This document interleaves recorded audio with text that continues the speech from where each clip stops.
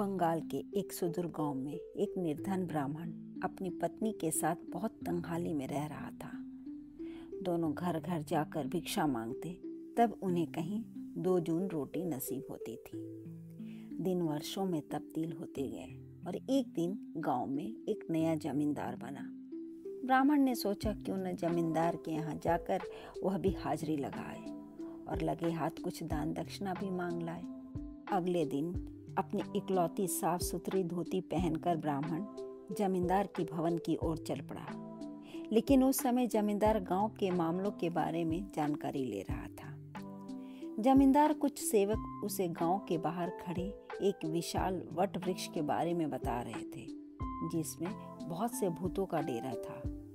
उन्होंने बताया कि गांव के कुछ बहादुर आदमी पेड़ तक गए जरूर, लेकिन उसमें से एक भी जीवित नहीं लौट सका। किसी की गर्दन बुरी तरह मरोड़ दी गई थी और शव पेड़ के नीचे मिले थे।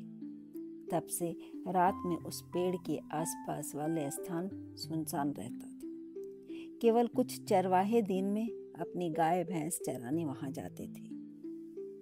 जमींदार इस बात को लेकर कुछ परेशान सा था, इसलिए उसने घोषणा करवाई कि जो भी सूर्यास्त के बाद वहां जाकर वट वृक्ष की एक टहनी तोड़कर लाएगा, उसे बिना लगान 100 बीघे जमीन इनाम में दी जाएंगी। ब्राह्मण पास ही बैठा हुआ कुछ सोच रहा था कि जमींदार के आदमियों में से कोई तो बहादुर होगा ही जो इस काम को करने का बीड़ा उठाएगा। पर जब उसने देखा कि ऐसा करने के लिए कोई भी तैयार नहीं है, तो उसने अपना ही भाग्य आजमाने की सोची। वैसे भी मेरे जीवन में कौन सा सुख है, वह सोचने लगा। अगर मैं यह टहनी लाने में कामयाब हो जाता हूँ तो कम से कम जिंदगी तो सुधर जाएगी, और अगर भूतों ने मुझे मार ही दिया तो अच्छा है, इस दुर्दशा से तो मुक्ति मिल जाएगी। ब्राह्मण ने अपने जाने का प्रस्ताव रख दिया। जब उसने घर पहुंचकर अपनी पत्नी को सब बात बताई तो वो बहुत रोई। उसने ब्राह्मण से मिन्नत की, इस तरह अपने प्राण खतरे में ना डालो, मुझे छोड़कर मत जाओ। तुम नहीं रहोगे तो मेरी जिंदगी पहले से भी बदतर हो जाएगी। पर ब्राह्मण टस से मस नहीं हुआ। कुछ गांव वालों ने उसका मजाक उड़ाया और कुछ को उस पर दया आई। अभी भी समय है, चाहो तो अपना इरादा बदल लो, वरना इसे अपनी आखिरी दिन ही समझो। पर ब्राह्मण बड़ा दृढ़ निश्चयित आदमी था। घंटे भर बाद जैसे ही सूरज ढला, वह पेड़ की ओर चल पड़ा। जो ब्राह्मण भूतहा पेड़ के नजदीक आता जा रहा था, त्यों तो उसका कलेजा मुंह को आ रहा था। कांपते हुए वह एक बकुल वृक्ष के नीचे रुका, जो वट वृक्ष से बस 10 कदम ही दूर था। बकुल के पेड़ पर एक ब्रह्म दैत्य का वास था। ब्रह्म दैत्य उस गरीब कमजोर ब्राह्मण का हौसला देखकर बहुत प्रभावित हुआ। ए ब्राह्मण, क्या तुम्हें डर लग रहा है? बोलो, क्या चाहते हो? मैं तुम्हारी सहायता करूंगा, ब्रह्म दैत्य ने पूछा। ब्राह्मण मारे डर के कांपता हुआ बड़ी मुश्किल से फुसफुसाया, हे पुण्यात्मा, मैं जमींदार को दिखाने के लिए इस केले के पेड़ से एक टहनी तोड़ने आया हूँ। मैं बहुत गरीब हूँ। यदि मैं यह कार्य कर पाया तो मुझे 100 बीघा जमीन बिना लगान दिए इनाम में मिल जाएगी, पर मुझे वहाँ जाने से बहुत डर लग रहा है। अगर तुम मेरी मदद करो तो मैं आजीवन तुम्हारे ऋणी रहूँगा। ब्रह्म दैत्य ने हामी भरते हुए कहा, चलो मेरे साथ, मैं तुम्हें वट वृक्ष तक ले चलता हूँ। ब्राह्मण की तो जान में जान आ गई। वह ब्रह्म दैत्य की शक्ति से भली भांति परिचित था। उसने अपना सिर ऊंचा उठाया और ब्रह्म दैत्य के संग वहां पहुंचकर अपनी आरी बाहर निकाल ली। तभी 100 से भी ज्यादा भूत जाने कहां से बाहर निकल आए और ब्रह्म दैत्य ने उन्हें बीच में ही रोक लिया और उनसे कहा कि ब्राह्मण को पेड़ की एक टहनी काट लेने दो। ब्रह्म दैत्य का बहुत आदर करते थे।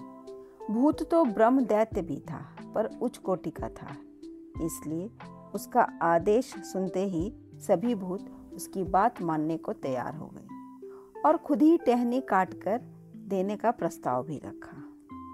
और पलक झपकते ही एक बड़ी सी टहनी ब्राह्मण के सामने ला दिए। उसने ब्रह्मदैत्य को शत शत धन्यवाद किया और जमींदार की घर की ओर भागा। जमींदार टहनी देखकर दंग रह गया। उसने कहा कि अगले दिन वह खुद जाकर देखेगा कि वह टहनी उसी पेड़ की भी है या नहीं। प्रातः जमींदार अपने आदमियों के साथ पेड़ पर गया। जब उन्होंने देखा कि टहनी सचमुच उसी भुतहे पेड़ की है तो उन लोगों को बड़ा आश्चर्य हुआ।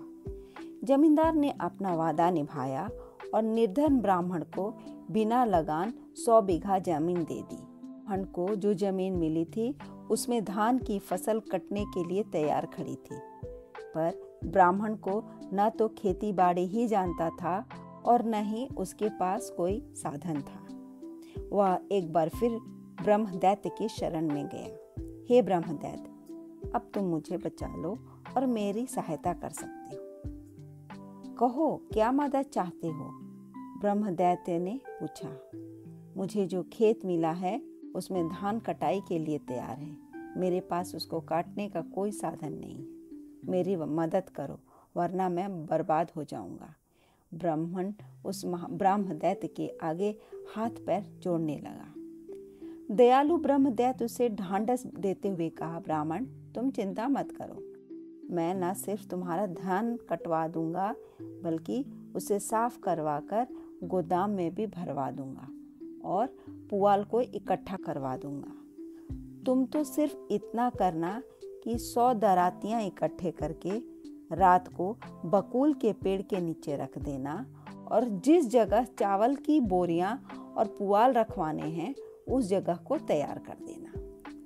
ब्राह्मण बेचारा गरीब था और उसके मित्र भी कोई ज्यादा धनवान नहीं थे और वह खड़ा होकर यह सोचने लगा कि 100 दरातियां कहाँ से आएंगी।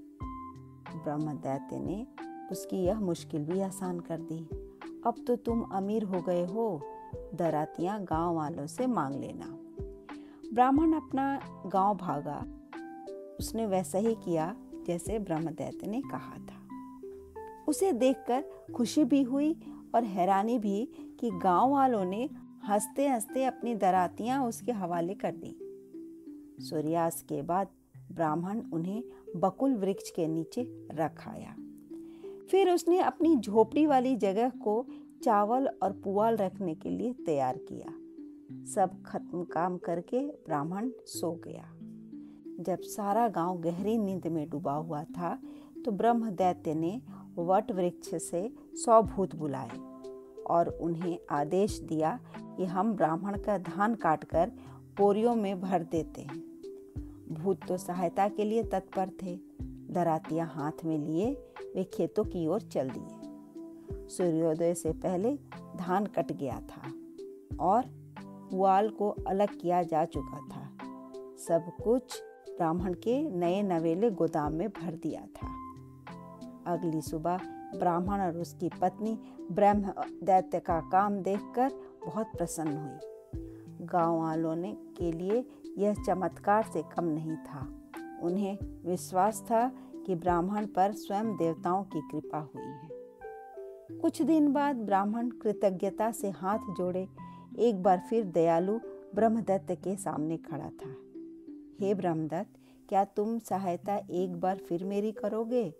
मैं देवताओं को उनकी कृपा के लिए धन्यवाद देना चाहता हूँ। उनके लिए मुझे हजारों ब्राह्मणों को भोज पर बुलाना होगा। यदि तुम मुझे इस विशाल भोज के लिए साधन सामग्री जुटा दो तो मैं आजीवन तुम्हारी आभारी रहूंगा। वह कहने लगा। दत्त बहुत ही भले स्वभाव का था। उसने कहा, तुम्हारी इच्छा जरूर पूरी होगी। तुम मुझे वह स्थान भर दिखा दो जहाँ पर मैं साधन सामग्री जमा कर सकूं। ब्राह्मण ने एक कमरा काम चलाओ गोदाम बनाने के लिए तैयार कर दिया। ब्रह्मभोज से एक दिन पहले उसने देखा कि कमरा सामग्री से लबालब भरा पड़ा है। 100 डिब्बे देसी घी के आटे के विशाल ढेर तथा तरह तरह के काजू किशमिश साग सब्जी, करीब 100 डब्बे चीनी, तकरीबन उतने ही दूध दही के डब्बे, बाकी सब सामान जो एक भोज के लिए आवश्यक होता है। ब्राह्मण ये सब देखकर खुशी से झूम उठा। ब्राह्मण ने 100 रसोइयों को 1000 ब्राह्मणों का खाना बनाने का सौंपा। अगले दिन मौसम एकदम साफ और स्वच्छ था।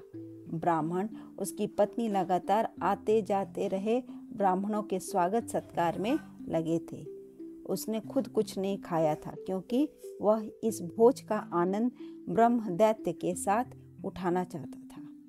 ब्रह्मदैत्य ने उसकी इतनी सहायता जो की थी, पर ब्राह्मण की यह इच्छा पूरी नहीं हुई। ब्रह्मदैत्य ने ब्राह्मण की सहायता करके धरती पर अपना समय पूरा कर लिया था। धन के देवता कुबेर का पुष्पक विमान स्वर्गलोक से नीचे आया और ब्रह्मदैत्य को अपनी प्रेत योनि से मुक्ति मिल गई। ब्रह्मदैत्य स्वर्ग में स्थान पाकर बहुत प्रसन्न हुआ। ब्राह्मण का जीवन भी खुशियों से भर गया। धन्यवाद।